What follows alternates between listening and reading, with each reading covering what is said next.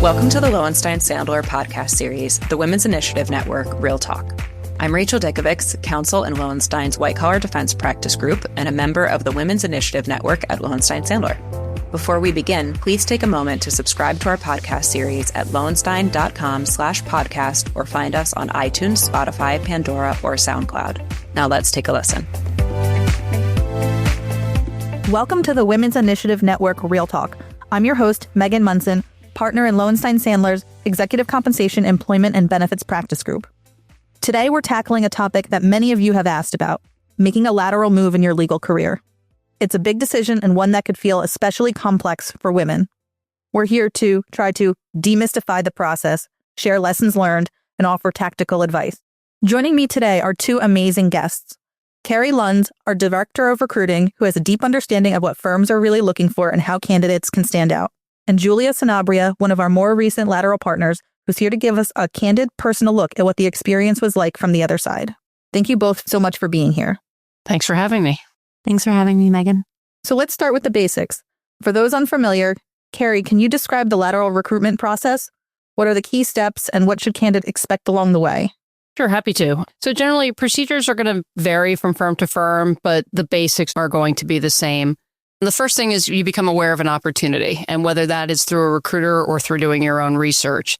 If you are working with a recruiter, just make sure that you're really engaging with them. You're not just turning your career over to somebody that you've just met. You're getting to learn them. They get a chance to learn about you and understand what you are looking for in your career. And one key thing when you're working with a recruiter is make sure that you let them know that they need your permission to go ahead and submit your resume to firms. You don't want your resume being submitted places that you don't know.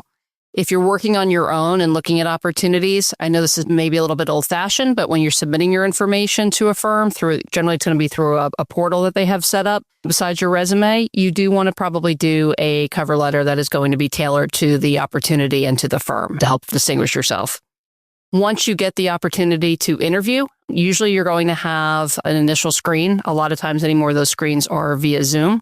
And then if you continued in the process, be patient with the interviews. Firms try to get through it as quickly as possible, but you are dealing with busy people who are going to be potentially, moving schedules around.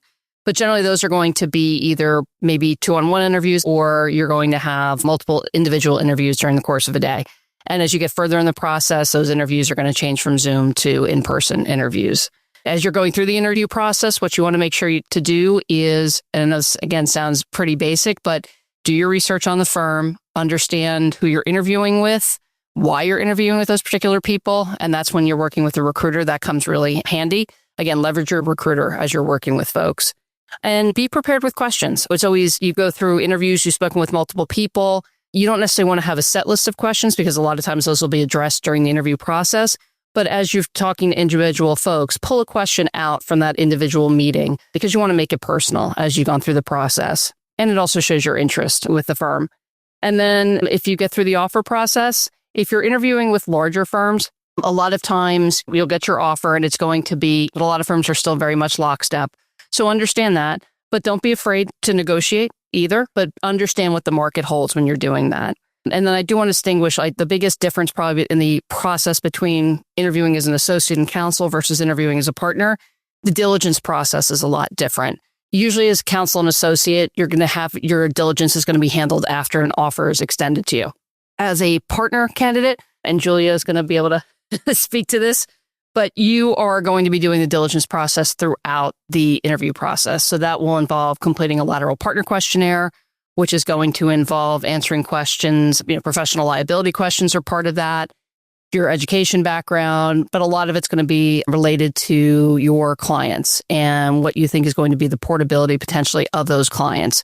Understanding the kind of hours you've billed over the course of over the last several years, how much time you spend on business development, how much time you spend on actual working hours, things of that nature. And then you'll also sit down and talk to folks about your client base and really trying to understand if your client base and your practice makes sense. The firm might think so, but you also, as an individual, of course, want to make sure you're landing at the right place to make sure that you can develop those clients further. So that's the not relatively quick synopsis of the process. That's extremely helpful. So I appreciate you kind of walking us through that and also kind of demystifying the process because it can be very daunting for people who are just starting that out. So Julia, let's talk about your journey. What made you decide to make a lateral move, and what did the process look like from your perspective as a partner? And was there anything that caught you off guard or that you wish you'd known about before starting the process? With respect to why I decided to make a move, I was just looking to take a little bit more ownership over my own practice, step into a more senior role, manage a team in a way that I thought was the best way to manage a team. So I started looking around and was focusing really on places I had a personal interaction with someone. The first bunch of firms I met with were more real estate based and were people I had been across the table from. And I was thinking, what do their practices look like? Is that what I'm looking for in my practice? So I wish I had known, I guess Kerry kind of hit on it, all of the information that you need. And I actually had moved as a partner before, so I did kind of understand that I would need to have all of my billable hours, my clients, things like that. But I wish I had known to be a little bit more organized leading up to when I was leaving, because then it would have been all the firms pretty much ask the same questions for the most part. And it gets a little bit harder to start asking your current firm those questions when you know you're doing anticipation of a move. So I think there's ways that it's probably good just generally to have, because it gives you a better sense of your business. And even if you're not looking to make a lateral move, just how things are going, but it could put you in a position to be a lot more organized and be able to make all the assessments that Kerry was talking about in terms of portability and things like that. No, that makes a lot of sense. I actually really like what you just said, because there also can be a lot of value in having that information for both yourself on an ongoing basis to compare yourself to year over year as it comes to getting whatever your comp is. So those, I think, are just helpful data points that, especially at a partner level, you should be kind of focused on it and following. Kerry, from your vantage point, do you notice any differences in how male and female candidates approach the lateral process? And are there any patterns that you've seen in terms of confidence level, negotiation styles, or just questions that they raise? I'm going to focus on this from a lateral partner perspective. What I have found over the last several years is that the female candidates we've worked with have tended to underestimate their portable business. And then they tend to over-deliver when they join the new firm. They have the clients, but they are very circumspect about whether they think those clients are going to make a move. And so what we've been able to do, and I think that what helps things along, is we sit down and we go through the client list with them and understand how they develop those relationships. And as we've done that, I think it helps them understand that I actually really do have this client, because I think a lot of times the concern is, of course, well, this client's just going to stay at the current firm, even though they've been the one to really develop that client. So to go through that process and help people understand that they are the ones who have put the work in, they have built the relationship, they're doing the majority of the work, or even if they're sending it to their associates or even other partners, they are the ones that own that client. So that has definitely been the biggest difference. Otherwise, I think it's pretty standard across the board in terms of approach. I mean, people have individual personal things that they'll ask, of course, what's important to them. I do think in that regard, actually, women are more vocal about that than male candidates tend to be when it comes to things outside of the traditional work stuff. So those are the two differences I've noticed. Kerry pretty much just described me and my experience. I think she really hit the nail on the head. And from talking to female partner friends of mine who have made moves and have gone through the LPQ process at different firms, it does seem to be gendered along these lines. And I agree with Kerry. It's not that the men are promising something that they don't have. I think there tends to be a pattern if a woman is really kind of pressed on, will they come or will they not? I remember sitting in a room going through this actually with Gary, and he was very thoughtful about it, asked me a lot of questions. And for each client, we kind of pegged it to a percentage. How comfortable do you feel that they're going to join? How likely is it that they'll move with you? And suddenly I was very confident, but also thinking, well, geez, what if I'm wrong? What if I tell him this and they peg my comp to this number and suddenly I can't deliver it all? And I do think that's something that does tend to be gendered. The fear of overpromising and under-delivering, I think often puts us in a situation where we're doing the exact opposite. One of the things that I love about Lowenstein is they saw right through that and said to me, we actually think that more are going to come than you think. And they gave me the confidence to kind of up my numbers a little bit. But it would be great to see that change, because I think it happens more often than you think. Well, and I think that's a helpful point that both of you raise. And I think maybe part of that is educating female attorneys, not even just at the partner level, but as a more junior level of these are the things to think about. This is how we build client relationships. These are the metrics that we've seen really help those clients stay sticky and also helping build that confidence. So if they are then in that situation down the road and are interviewing for a lateral partner position, they may be more likely then to say, hey, these are actually my clients, and have more of the confidence to do that. So shifting gears a bit in terms of integration, let's talk about how a thoughtful integration process looks and how firms can help laterals feel to be part of the team quickly. So Julia, what made the biggest difference for you in adjusting to a new firm? I would say it was definitely Kerry's team.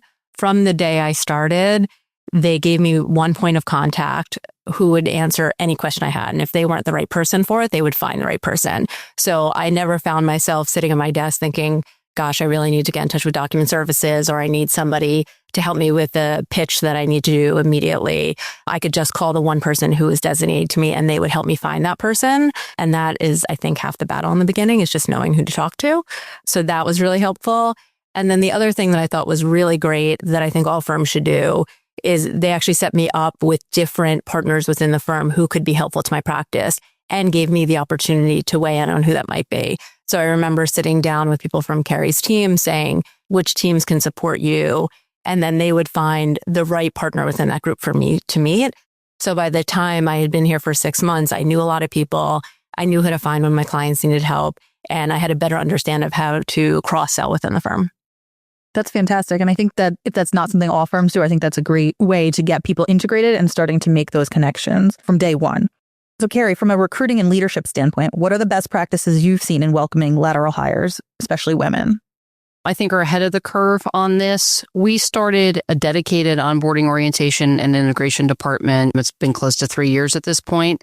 And as Julia mentioned, we do have a point person who is the go-to that can answer pretty much any and all questions that a lateral has coming in. But the biggest piece is starting the process before a partner arrives or an associate or counsel arrives. And that means getting everybody on the staff side. We pull in multiple staff departments into the process, and we have calls with people before they start. So we can answer questions for them when it comes to things like IT, to their marketing and business development efforts, to things like document services, how client transfers work, any and all questions that somebody might have as they're coming over. It's a lot going on for somebody who is making a move. So our thought is, let's take as much of the burden off of somebody as we can and help them with all of these steps. A big part of it is picking the right mentor for somebody or the right liaison as they're coming in. And that can be an official assignment, or even if it's just unofficial, that you put somebody, have them go to lunch with someone that you know that they're going to hit it off with, who can help them kind of walk through some of the firm stuff. They've been here for a while. We also work on developing long-term integration plans for people, and we track. And it involves both integration culturally into the firm as well as business development integration. So if it's a partner who's arriving and they have clients, we are certainly focused on that for them as well. But we don't want to lose sight of the fact that you are at a new firm and you're going to be working with new partners. So getting a chance for you to meet those partners. And on the associate side, it's making sure you're getting in front of people who are going to be able to give you work, and making sure we're scheduling those meetings, we're tracking those meetings. And if you're not able to make a meeting, we'll make sure you get that meeting done down the road. So we really do stay on top of that for folks. For women who have joined, we always are cognizant of making sure that we are connecting them, I don't want to say successful, but with people who have been here, who have done well at the firm, to help provide guidance. And again, that doesn't have to be an official mentor, but it really is for somebody who can help point somebody in the right direction about, oh, who can help me with this? Or what do I do in this kind of situation? And then also letting them know what other resources are here, like WIN, for example. They don't have to take part in it, certainly, but understanding that there are a lot of resources that are dedicated to someone's success as they join. And I really love what you said about all of the pre-joining things that you do and that your team does, because I think sometimes, just from fellow attorneys and friends that I've spoken with, that could be a very daunting thing. Is what's the new IT? What are the onboarding processes going to look like? And just understanding that aspect of it makes it a lot easier than when you get here, being able to actually focus on meeting people, doing the client work, because you've taken a lot of the more administrative stuff about taking on a new job out of the equation. So this has been such a powerful conversation. Before we wrap, any final words of advice for the women listening who are contemplating their next move? Or do you have any inspiring words to somebody who's unsure whether they're ready or deserving of taking that leap? I guess I would say in going through this process, it can be very intimidating. You're meeting person after person. You feel like you're selling yourself. You're trying to convince people that you're going to be successful. I think it's important to kind of take stock of how you got to where you are and why these places want to meet with you in the first place, and understand that you're interviewing them as much as they're interviewing you. And you should ask to meet as many people as you can. And you should remember that part of the firm's job is to do their diligence, and you shouldn't be kind of stacking the odds against yourself before you even start. So I think it's really important to just appreciate everything that you've done up to that point and constantly remind yourself. I would hate to see someone miss out an opportunity because they think they're not deserving. I think it's the firm's job to determine who's deserving. And I would say my number one piece of advice would be not just to assume that the firm doesn't think you're going to be successful, right? And that you're going in they're meeting with you in the first place because they think you're someone who could really add to their team. So if you go in with the assumption that you're trying to prove them wrong, what you're really trying to do is prove them right. Yeah, I love that. And I know one thing that we talk about often in WIN is a lot of female professionals face imposter syndrome. And I think that kind of goes to exactly what you said, that we shouldn't be our own harshest critic. We've all gotten to be the professionals that we are today. So have the confidence as you're going into that room. Absolutely. Do not undersell yourself. And one thing I would add is understand why you want to make a move, because that really will obviously direct where you might likely end up. Not that you're just running towards something, but really understand what your career goals are and the type of firm you're looking at. Every firm has a unique culture, and that into account as well. Well, Kerry and Julia, thank you so much for joining us today. I'm sure our listeners have found your insight and perspective very useful. This has been another inspirational and thought-provoking discussion. Thanks for joining us for another episode of the Women's Initiative Real Talk. We'll see you next time. Thank you for listening to today's episode. Please subscribe to our podcast series at lowenstein.com/podcasts or find us on iTunes, Spotify, Pandora, or SoundCloud. Lowenstein Sandler podcast series are presented by Lowenstein Sandler and cannot be copied or rebroadcast without consent. The information provided is intended for a general audience. It is not legal advice or substitute for the advice of counsel. Prior results do not guarantee a similar outcome. The content reflects the personal views and opinions of the participants. No attorney-client relationship is being created by this podcast, and all rights are reserved.